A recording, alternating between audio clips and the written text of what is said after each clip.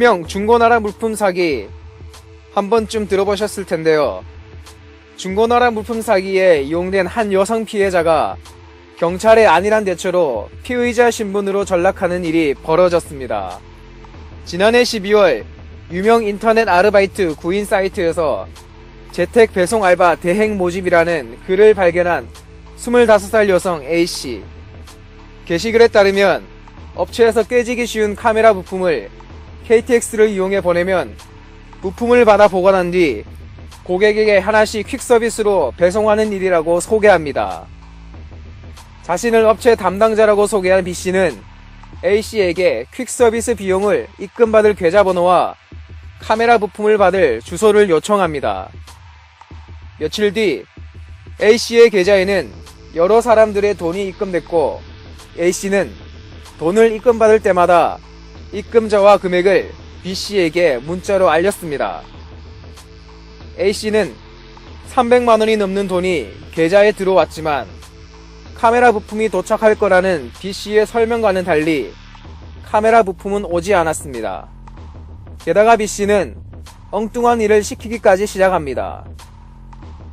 계좌번호를 알려주며 A씨가 받은 금액을 보내도록 지시하는가 하면 은행에서 300만원을 출금하고 돈을 음료수 박스에 포장해 퀵서비스로 보내도록 합니다.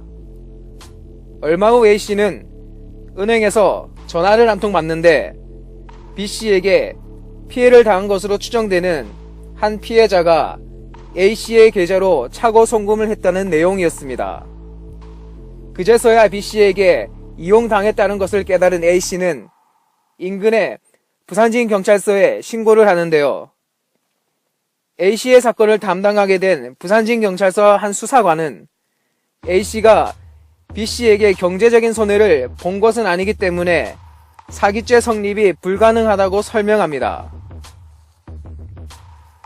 자신이 피의자로 몰릴 것이 두려웠던 A씨는 해당 경찰서에 진정을 놓고 고민 끝에 B씨를 유인하기로 마음먹습니다. A씨는 B씨에게 아직도 돈이 입금되고 있는 것처럼 입금자와 입금액을 적은 거짓 문자를 계속 보냅니다. A씨의 유인에 걸려든 B씨는 입금 정보가 누락됐다. 퀵서비스를 보낼 테니 돈을 포장해서 보내라. 태연하게 말합니다. A씨는 B씨와의 통화 내용을 부산진경찰서 담당 수사관에게 알렸지만 수사관으로부터 어떤 조치도 받지 못한 채 진정은 동결되고 맙니다.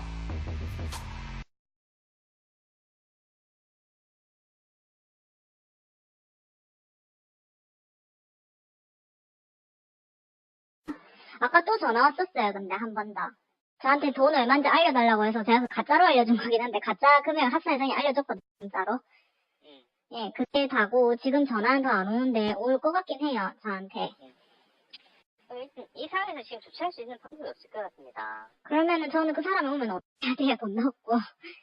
근데 괜히 했나? 아, 그래요?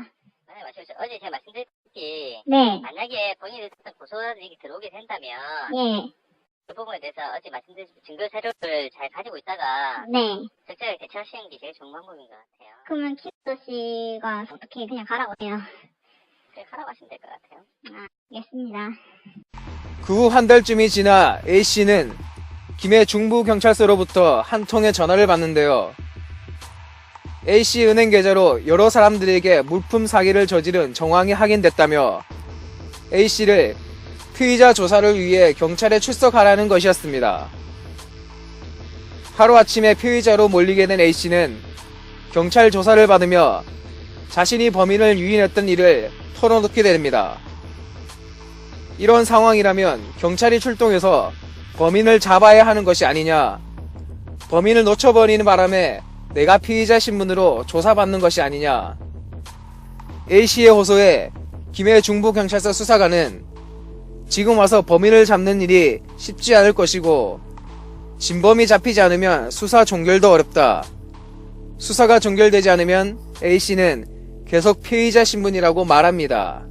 현재 A씨는 범죄에 이용돼 피의자로 몰리고 있는 상황에 또 다른 피해 신고를 받을 처지에 놓여 있습니다.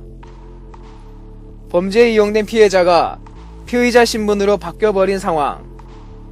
신고와 범행의 증거까지 명확했지만 무시하라는 태도로 범죄를 부풀린 경찰. 다시 한번 생각해볼 문제가 아닐까요?